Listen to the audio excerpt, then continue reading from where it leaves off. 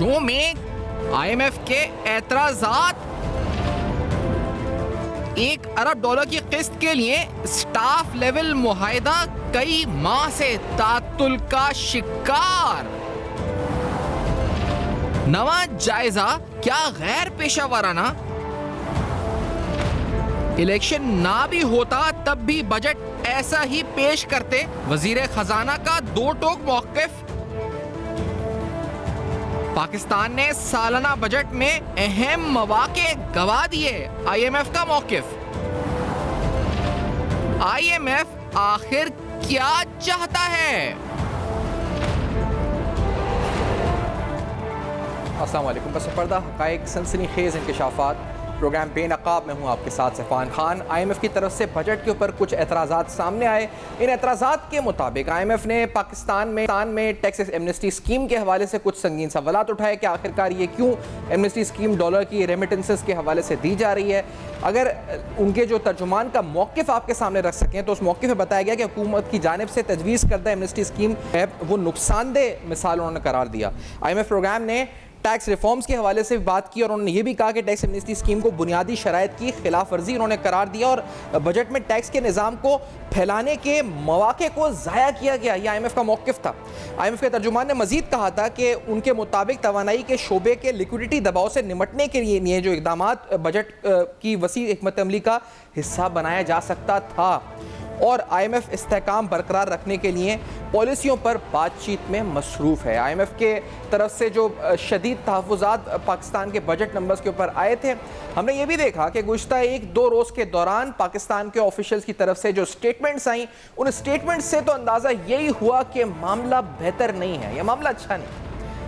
शायद वो IMF programme जो कई माह से तात्तुल का शिकार है, वो नवा रिव्यू शायद कंप्लीट ना हो सके। इस तरह के इशारे पाकिस्तान के ऑफिशियल्स की तरफ से मिले।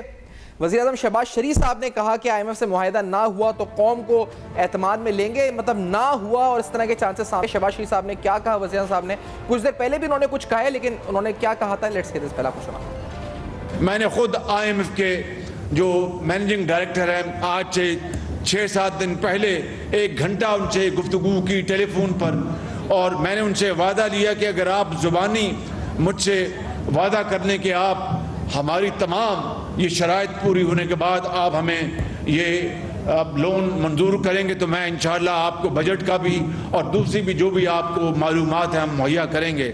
हमने तमाम अपनी जो तरफ से जो भी शराइत थी वो पूरी कर दी। अब इंशाअल्लाह मुझे उम्मीद है कि IMF का मुआहिदा इसी महीने में होगा और IMF के इस मुआहिदे के नतीजे में हमें जो एक साथ हैं बिलियंस ऑफ डॉलर्स की वो मिलेंगी, मुझे पूरी उम्मीद है। लेकिन अगर खुदा न खास्ता उसके बावजूद भी ये इसमें वो कोई ताख़ीर हुई तो इंशाअल्लाह फिर मैं आपसे खिताब करूँगा। अल्लाह ताला ने इस मुल्क को बड़ी वसाइल से नवाजा है। अल्लाह ताला ने आप जैसे जरी लोग दिए हैं, बड़े बड़े करोड़ों नौजवान, करोड़ों बेटियां जो बड़ी काबिल हैं, बड़ी ज़हीन हैं, हमारा किसान है। तो वज़ीर साहब ने कहा कि कौम को एतमाद में लेंगे अगर प्रोग्राम या मुआहिदा इस वक्त वापस ट्रैक पर नहीं आता। फाइनेंस मिनिस्ट्री की तरफ से एक स्टेटमेंट सामने आई है। इस स्टेटमेंट को सामने रखें तो उसमें एग्जैक्टली जो अल्फाज वज़ीर आज़म साहब ने अदा किए हैं उन अल्फाज का तस्करा है, उस कॉल का जिक्र है जो MD IMF को वज़ीर आज़म साहब की तरफ से की गई थी। 19 मई 2023 को ये कॉल हुई।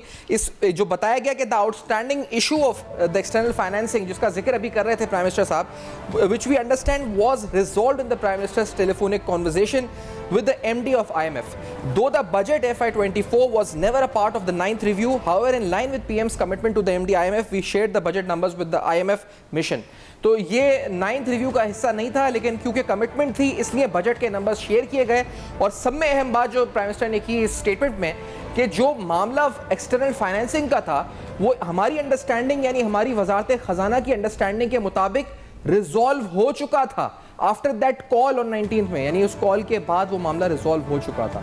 तो अगर ये रिजॉल्व हो चुका था, प्राइम मिनिस्टर भी कह रहे रिजॉल्व हो चुका था, लेकिन IMF की स्टेटमेंट जो आई उससे लगा कि ये मामला रिजॉल्व नहीं हुआ है। जब मुख्तलिफ हुकूमती ऑफिशियल्स के जो जवाब इसके ऊपर या मौक़िफ़ आया IMF मिशन की स्टेटमेंट के ऊपर, वो भी आपके सामने रखते हैं। वक़्त बराए ख़जाना आयशा गौस पाशा साहबा के मुताबिक IMF ने बजट के मुख्तलिफ उमूर पर सवालात किए हैं।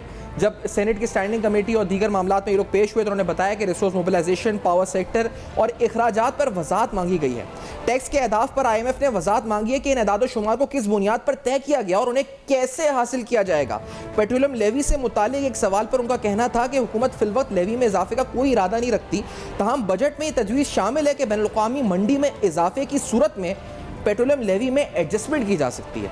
हुकूमती मौक़िफ़ है कि बजट खसारे में जो तब्दीलियाँ की हैं वो IMF के नुक्ता नज़र से मुस्बत तब्दीलियाँ होंगी। हुकूमत ये समझ रही थी जो बजट हमने IMF को दिखाया ये नंबर्स उससे बेहतर हैं, और इसाक डार ने कहा था कि बजट के नंबर्स मिलने के बाद IMF से हम कई बार सवालात जो हमसे IMF कर चुका है। मुझे तवक्को है कि बजट के हवाले से कोई ऐसी चीज़ नहीं होनी चाहिए जो मसला साबित हो। याद रहे कि पाकिस्तान ने जनवरी के महीने में अब तक उससे जनवरी से लेकर अब तक IMF प्रोग्राम के लिए मुख्तलिफ शराइत उसको बहाल करने के लिए पूरी की हैं। इन शराइत में बिजली के शोबे में सब्सिडी का खात्मा, बिजली के बिलों में इजाफी सरचार्ज की वसूली, इजाफी रेवेन्यू इकट्ठा करने के लिए जनरल सेल्स टैक्स को 17 से 18% और लग्जरी अशिया के ऊपर तकरीबन 25% तक जो शराती टैक्स की कर दी गई थी, और पेट्रोलियम लेवी में भी इजाफा हुआ था। आपको ये बताते चलते हैं कि इस वज़ीर ख़जाना इसाक डार साहब ने जब ये कहा कि हम उनका एक दो टोक मौक़िफ़ है जो बार बार वो दे रहे हैं कि हम IMF की हर बात नहीं मान सकते। वज़ीर ख़जाना क्या कहते रहे हैं और क्या कह रहे हैं अभी भी, ज़रा ये भी सुनते हैं। Let's hear this. सर नहीं कोई क्यों मुश्किल है भाई, राना साहब ने लिख दिया तो मुश्किल है। ओ भाई कुछ नहीं है, 9th रिव्यू होगा इंशाल्लाह, होगा इसी महीने होगा, इसी महीने होगा, इसी महीने। घबराने की गल है, हर चीज़ इन ऑर्डर है, हर चीज़ का अरेंजमेंट है। जो पेमेंट आनी है, मैंने आगे भी जब फिच ने लिखा था कि जी 3.7 बिलियन कैसे देंगे, याद है ना अप्रैल के एंड में मैंने कहा था हर पेमेंट हो रही है आपके सामने, 1.5 महीने तो गुजर। वज़ीर मुमलिकत बराए ख़जाना आयशा पाशा साहिबा का भी मौक़िफ़ इस हवाले से आया कि टैरिफ्स के ऊपर इसका क्या इम्पैक्ट पड़ेगा, अगर मुआहिदा होता है नहीं होता उस सूरत में क्या इम्प्लीकेशंस आएंगी। आपको ज़रा सुनाते हैं उनकी तरफ से जो स्टेट मिनिस्टर ऑन फाइनेंस हैं क्या कहा गया, ज़रा सुनते हैं। Let's hear this. इंफॉर्मेशन की एक्सचेंज, वो हमसे क्लैरिफिकेशंस ले रहे हैं, वो डेटा ले रहे हैं, PR से भी बात कर रहे हैं, स्टेट बैंक से भी बात हो रही है उनकी। हम उनसे चाह रहे हैं कि 9th रिव्यू तो हम उनसे कहें कि आप जल्दी ले लें, और एंड ऑफ जून की मीटिंग हमारा टारगेट होगा कि वो बोर्ड की मीटिंग को हमें हमारा एजेंडा रखें। MD से जो प्राइम मिनिस्टर की बात हुई थी उसमें ये बात एम्फसाइज भी की गई थी। MD ने अपने तौर पर एग्री भी किया था और कमिटमेंट दिया था कि आप बजट फिगर शेयर करें हमसे, और आप हमसे जो प्रायर एक्शन जो रह गए हैं उस पर बात करें। बात करते हैं जैसे पावर सेक्टर में रिफॉर्म, टैरिफ बढ़ाने पड़े, सर्कुलर डेट का फ्लो जीरो करना है, गैस को सर्कुलर डेट खत्म करना है। मकसद सिर्फ ये है कि we all need to think कि ये मुल्क हमारा है, इसकी इकोनॉमिक स्टेबिलिटी हम सबकी जिम्मेदारी है, पॉलिटिक्स को निकालें इकोनॉमी से। नाज़रीन, आज जो स्टेटमेंट वज़ारत ख़ज़ाना की तरफ से आई, स्टेटमेंट के मुताबिक IMF ने जो एतराज़ात उठाए उनका जवाब दिया गया, और ये बताया गया कि FBR ने अपनी टैक्स बेस या नए जो टैक्स पेयर्स हैं उनकी तादाद तकरीबन 1 मिलियन से ज़्यादा से बढ़ाई है। टू बी एग्जैक्ट 1.1 मिलियन नए टैक्स पेयर ऐड किए गए। ये भी कहा गया कि जिन सेक्टर्स को टैक्स एग्जेम्पशन दी गई वो रियल सेक्टर में ग्रोथ और अनएम्प्लॉयमेंट कम करने में कारआमद साबित होगी।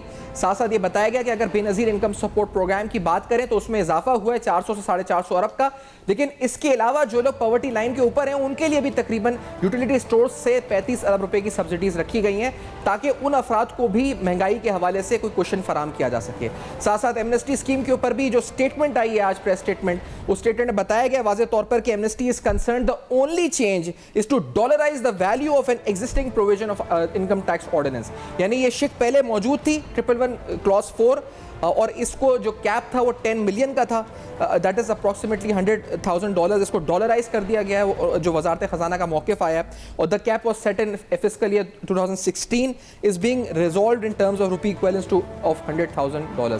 साथ साथ ये भी कहा गया स्टेटमेंट के अंदर कि government is fully committed to the IMF programme and is keen to at least at least यानी कम से कम complete the 9th review. The coalition government has already taken many difficult and politically costly decisions in this context, और हम जो है budget के अंदर IMF की रिकमेंडेशन इंकॉर्पोरेट कर सकते हैं. तो ये रद्दमल वज़ारत ख़जाना का भी आया है. हमारे साथ इरफान इकबाल शेख साहब प्रोग्राम में मौजूद हैं, सदर हैं FPCCI के, आपको खुशामदीद कहते हैं. डॉक्टर आबिद सुरैई साहब SDPI के एग्जीक्यूटिव डायरेक्टर हैं, माहिर मईशत हैं, प्रोग्राम में साथ मौजूद हैं. दोनों को खुशामदीद कहते हैं. इरफान इकबाल शेख साहब, आपका रद्दमल पहले बताएं, जानना चाहेंगे. हुकूमत बार बार कह रही है हमने ये शर्त पूरी कर ली, हमने ये तमाम शराइत पूरी कर ली. IMF ने कुछ एतराज़ात उठाए, आज वज़ारत ख़जाना ने फिर जवाब दिया है. इस जवाब में तो कहते हैं कि हम मुतमईन हैं और हम समझते हैं कि हमने शराइत पूरी कर दी है, लेकिन फिर भी डेडलॉक है. कितना नुकसान इससे हो रहा है बिजनेस कम्युनिटी का भी इससे? देखिए, सबसे पहली बात यह है कि जब मेरी भी मुलाकात हुई उनसे FM से जी, तो उन्होंने हमें बिल्कुल कैटेगोरिकली यही कहा था कि जी हमने उनकी सारी शराइत पूरी कर दी है, अब उनकी मर्जी है कि वो हमारे साथ किस तरह से आगे लेके चलते हैं.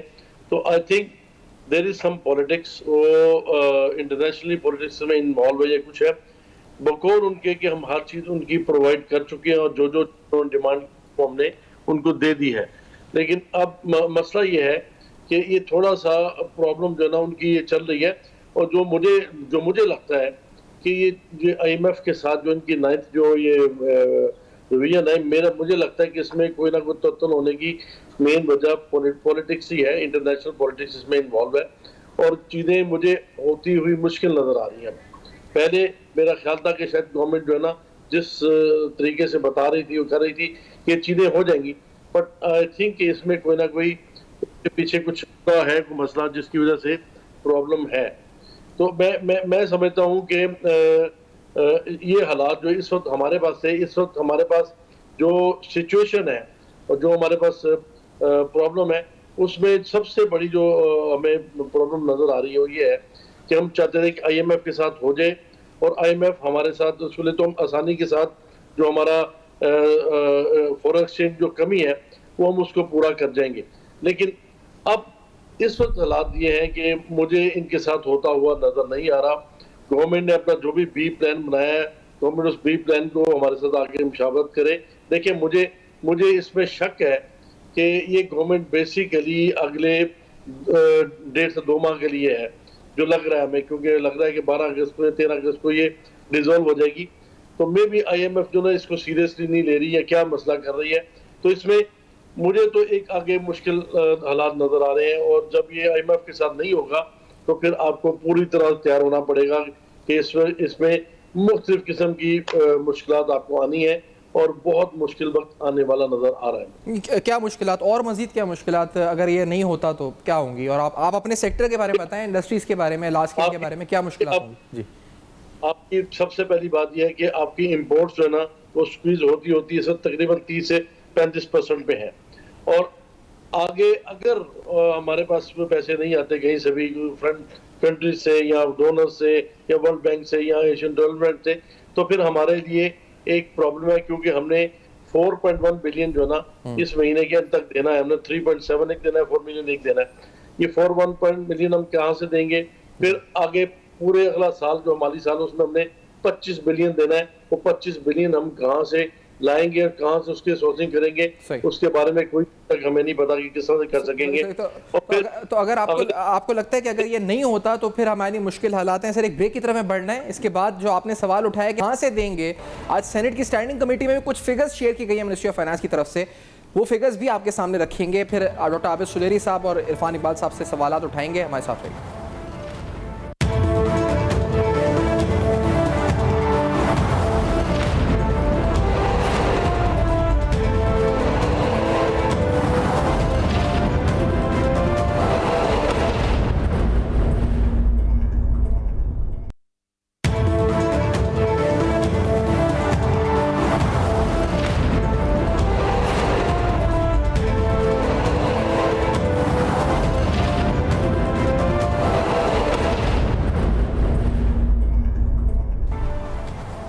Welcome back. आप देख रहे हैं बेनकाब, और आज बेनकाब में अहम तरीन सवालात IMF मुआहदा आखिरकार क्यों नहीं हो रहा, IMF आखिर चाहता क्या है, डेडलॉक क्यों है, कहाँ है वज़ीर आज़म, वज़ारत ख़ज़ाना, वज़ीर मुमलिकत बराए ख़ज़ाना का मौक़िफ़ बार बार आ चुका है, वज़ारत ख़ज़ाना की प्रेस स्टेटमेंट अभी आ चुकी है, IMF के एतराज़ात सामने आ चुके हैं, मामला लग ये रहा है कि खटाइयाँ पड़ चुका है और डेडलॉक परसिस्ट कर रहा है। लग रहा है 9th रिव्यू, अब हुकूमत तो कह रही है एटलीस्ट 9th रिव्यू कंप्लीट कर लें अपनी ताज़ा स्टेटमेंट में। तो कितने चांसेस हैं इस मुआहदे की बहाली के? आप सुनील साहब आपसे पूछना चाहेंगे क्या अब इम्कानात हैं भी या बहुत कम रह गए हैं सुनील साहब के ये मुआहदा बहाल हो? सफियान, ये इम्कानात बहुत मादूम हो गए हैं और मेरा ख्याल है कि जब हम इसको थोड़ा सा रियलिस्टिकली जो मिनिस्ट्री ऑफ फाइनेंस पे बजट इन ब्रीफ पढ़ा है या बाकी बजट के डॉक्यूमेंट्स उनको थोड़ा सा जाके और से देखें तो आपको वो सारे लूप होल्स नज़र आना शुरू हो जाएंगे जिनकी वजह से IMF जो है वो उसने पाकिस्तान पे इतनी शदीद स्टेटमेंट दी।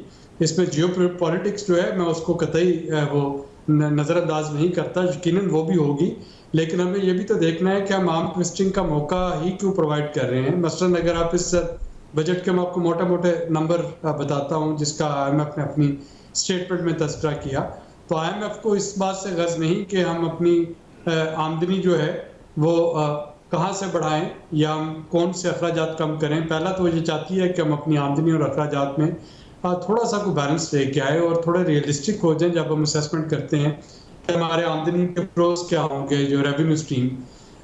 मसलन हमने कहा है पिछले साल के मुकाबले में 88% ज़्यादा, 88% ज़्यादा जो है वो नॉन FBR रेवेन्यू इकट्ठा होगा 2900 अरब रुपए का। तो जाहिर है कि एक साल में 88% की जंप लेना, 2900 अरब रुपए का नॉन FBR इकट्ठा करना, तो IMF ने उस चीज़ पे क्वेश्चन रेज किया कि जी ये अनरियलिस्टिक है, ऐसा नहीं हो पाएगा। तो उसमें मेजर चंक जो है वो स्टेट बैंक का प्रॉफिट है। उसके बाद फिर जो एक्सटर्नल फाइनेंसिंग जो कि एक कांटे की तरह हमारे हेल्थ में फंसा हुआ है, उसके तरह नंबर्स देखिए कि पाकिस्तान ने अपने बजट में उसके नंबर्स क्या दिए हैं। पिछले साल का जो हमने कहा था कि बैरूनी कर्जे हमें अभी तक जो मिले हैं वो मिले हैं 3.2 ट्रिलियन अरब रुपए के, यानी 5500 अरब रुपए का हमारा हदफ था, वो 5500 हमने नहीं कर सके, 3200 अरब रुपए के कर्जे हमें मिले। और अगले साल के लिए हम कह रहे हैं कि हम 6900 अरब रुपए के कर्जे जो हैं वो हासिल कर पाएंगे। और फिर 6900 का जो हमने ब्रेकअप दिया है, हमने कहा है कि जनाब सऊदी अरब एक नया डिपॉजिट देगा 580 अरब रुपए का, UAE जो है वो 290 अरब रुपए का नया डिपॉजिट देगा, चाइना अपने जो डिपॉजिट्स हैं उनको दुगना कर देगा, जो कमर्शियल बैंक से हमारे लोन्स हैं फॉरेन करेंसी के इंटरनेशनल बैंक से वो 3 गुना बढ़ जाएंगे, जो सकूक हैं और बॉन्ड्स वो हम 435 अरब रुपए के बेचेंगे। और सबसे बढ़ के जिस पे IMF जो है वो बिलबिला उठा होगा कि IMF से हमने कहा कि जी अगले माली साल में 690 अरब रुपए मिलेंगे।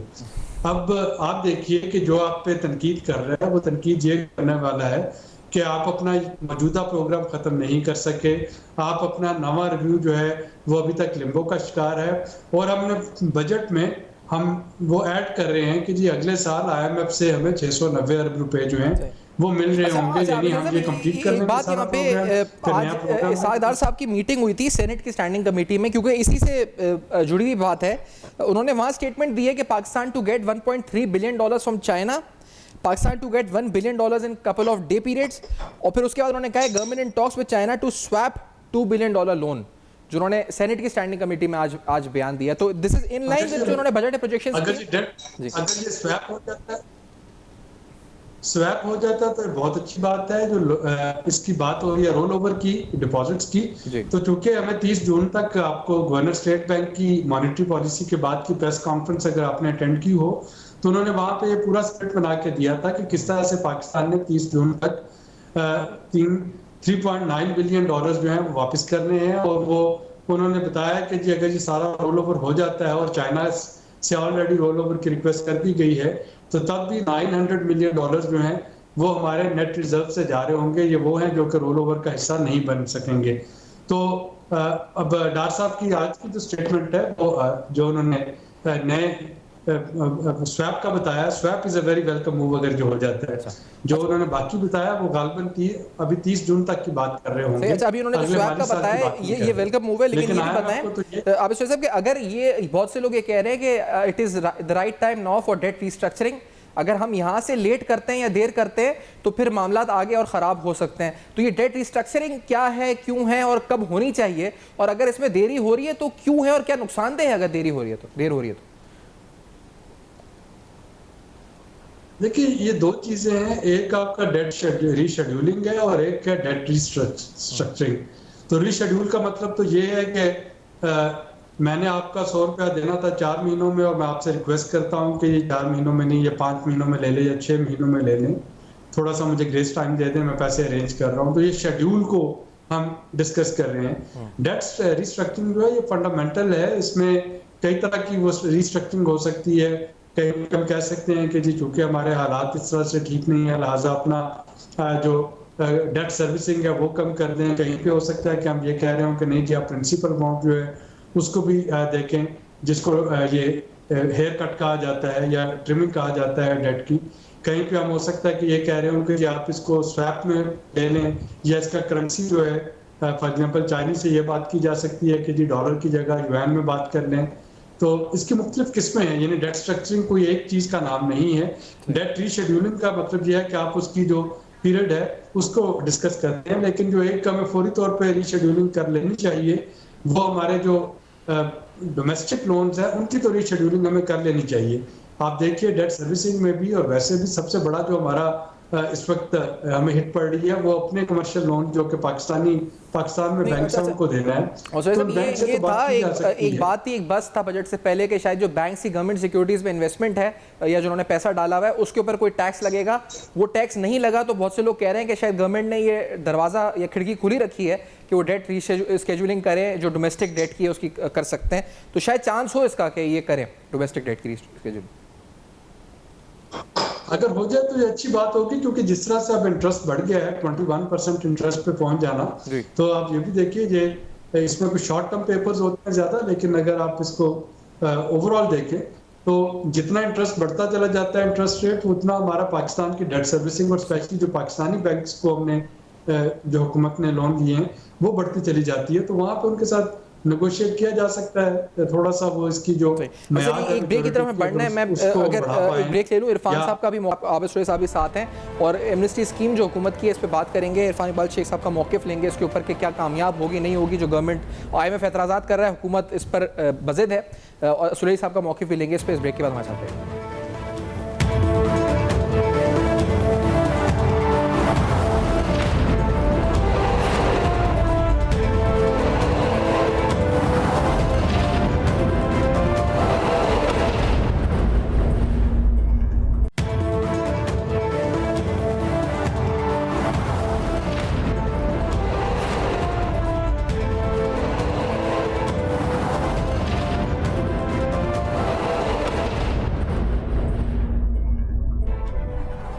वेलकम बैक, आप देख रहे हैं बेनकाब। इरफान इकबाल शेख साहब, आपसे पूछना चाहेंगे एमनेस्टी स्कीम या जो गवर्नमेंट की जो नया जो प्रोविजन है इनकम टैक्स ऑर्डिनेंस में उन्होंने डॉलराइज कर दिया है। वो कहते हैं ये पहले भी एग्जिस्ट करता था अप टू 10 मिलियन, हमने इसको डॉलराइज कर दिया। IMF को ये बताया गया है, IMF के इस पे एतराजात हैं।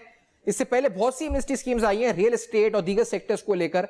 क्या ये आपको लगता है कारामद साबित होगी, खासतौर पर जो डॉलर लिक्विडिटी है इसको हल करने में इस मसले? देखिए, सबसे पहली बात तो मैं पर्सनली आप मुझसे पूछे तो मैं एमनेस्टी के खिलाफ हूँ, इसलिए कि जो टैक्स पेयर हैं, जो टैक्स देते हैं, उनके साथ जाती होती है। खैर इस वक्त पाकिस्तान एक और सिचुएशन में है और मुझे नहीं लग रहा कि IMF के साथ पाकिस्तान का मुआहदा हो सकेगा। हमें जो नवा जायदा चल रहा, मुझे नहीं लगता कि इसमें हम कामयाब हो सकेंगे। अल्लाह करे कामयाब हो जाए, क्योंकि पाकिस्तान को इस वक्त सख्त जरूरत है IMF की। बट एक मैं आपको थोड़ी सी हिस्ट्री बता दूं कि IMF के साथ जब भी हमने मुआहदा किया, मेरे पास हम इसके ऊपर हमने पूरा एक रिसर्च पेपर छापा है FVCI ने, तो हमने हमारा GDP ग्रोथ हमेशा कम हुई है। हमारी मैक्सिमम जो इसमें रही है ग्रोथ वो 4.2 या 4.3 थी, वैसे हमने 5.9 को टच किया है, 6 को टच किया हमने। तो ये जब भी हमारी IMF से हुआ तो हमारा ग्रोथ हमारी कम हुई है। अब हम आते हैं एमनेस्टी की तरफ। देखिए, एमनेस्टी आप कोई भी देंगे इसी किस्म, इससे कोई इतना खास ज्यादा फर्क नहीं पड़ना। एमनेस्टी हमें देनी चाहिए सिर्फ और सिर्फ इंडस्ट्री के ऊपर। देखिए, इंडस्ट्रियल एमनेस्टी आप देंगे तो आप किसी भी किस्म की इंडस्ट्री के लिए कहीं से भी कोई ब्लैक धन, दूसरा धन कहीं से भी लाके आप लगाएंगे तो वो इंडस्ट्री के लिए फोकस होगा। पहले आपने कंस्ट्रक्शन के लिए किया तो कंस्ट्रक्शन एक मखसूस उसका है, उसमें 30 या 32 अपना मुख्तलिफ आते हैं सेक्टर जिसका फायदा हुआ। बट ऑन द होल आपकी एक्सपोर्ट, आपकी जो है इंपोर्ट सब्स्टिट्यूशन और आपकी जॉब क्रिएशन, वो आपकी होगी इंडस्ट्रियल पैकेज और इंडस्ट्रियल एमनेस्टी देने में। उसमें आपको आना चाहिए और उसमें आपको लोगों को देना चाहिए। जो लोग बगैर पैसा लेके जा रहे हैं, बेसिकली होता है कि जिसके पास एक्स्ट्रा पैसे हैं वो इसलिए लेके गया कि यहाँ पे सिक्योर नहीं लगता और ले गया। अगर आप उनको ये दे देंगे वो सारा पैसा फिर वापस आ जाएगा, सारा इंडस्ट्री के ऊपर लगाना शुरू कर देंगे। लेकिन उसके लिए पहले आपको थोड़ा सा एनवायरनमेंट भी बनाना पड़ेगा ताकि लोग उसमें कर सकें। पर एमनेस्टी मैं पर्सनली इसके खिलाफ। अच्छा, और आबिद सुहरी साहब, आप क्या समझते हैं, एमनेस्टी स्कीम कारामद, फायदेमंद, या फिर आपको लगता है कि ये ज़िया ही है प्रैक्टिस और इस पे आईएमएफ की भी जो रिजर्वेशंस है, गवर्नमेंट का जो जवाब है, क्या आप समझते हैं सेटिस्फैक्टरी है कि ऑलरेडी था इसका प्रोविजन? देखिए, पाकिस्तान को इस वक्त डॉलर्स की जरूरत तो है और पाकिस्तान जो भी इनोवेटिव तरीका अख्तियार कर सकता है वो करेगा। जाहिर है plan B, plan C, plan D हुकूमतें जो हैं उनको कुछ ना कुछ तो करना होता है, लेकिन मेरा नहीं ख्याल कि इसमें हम बहुत ज़्यादा कामयाब हो पाएंगे दो वजूहात की बिना पे। पहला तो जो आईएमएफ के जो कंसर्न्स हैं, और दूसरा अगर इस पे आईएमएफ के साथ साथ फैटअप ने नोटिस ले लिया तो बहुत बड़ी मुसीबत बन जाएगी। यानी हम कह रहे हैं कि जी आप $1 लाख तक पाकिस्तान में ले आए और उस पर आपको कोई सोर्स जो है वो रिवील करने की को नहीं पूछा जाएगा। तो ये दूसरे लफ्जों में ये मनी लॉन्ड्रिंग के पैराए में भी फैटअप इसको देख सकती है, और अगर वो उस साइड पे चल पड़े तो जाहिर है कि पाकिस्तान के लिए डिफेंड करना मुश्किल हो जाएगा।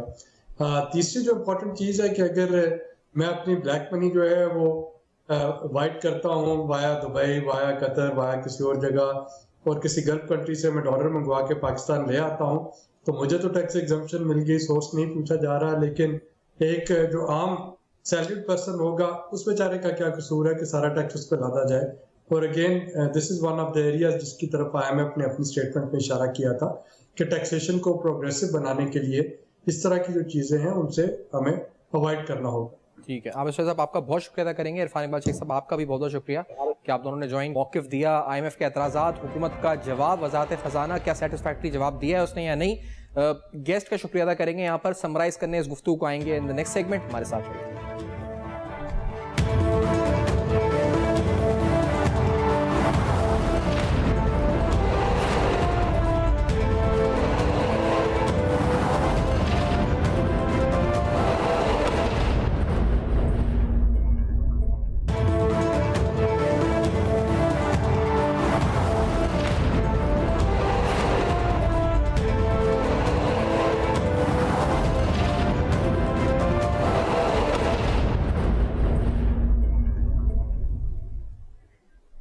Welcome back. आप देख रहे हैं बेनकाब। हुकूमत ने इस तवक्को का इजहार तो किया है कि एक ऐसा सोल्यूशन पहुंच सकेगी हुकूमत आईएमएफ के साथ मिलकर जो बजटरी आईएमएफ का फ्रेमवर्क है उसके मुताबिक बजट को प्रेजेंट कर सकेगी और इसमें अमेंडमेंट्स हो सकेंगी। लेकिन इस इम्कान को अब कहा जा रहा है कि बहुत कम है कि शायद 9th रिव्यू कंप्लीट हो बिफोर 30 जून, जो आईएमएफ प्रोग्राम ख़त्म होने का दिन है उससे कबल।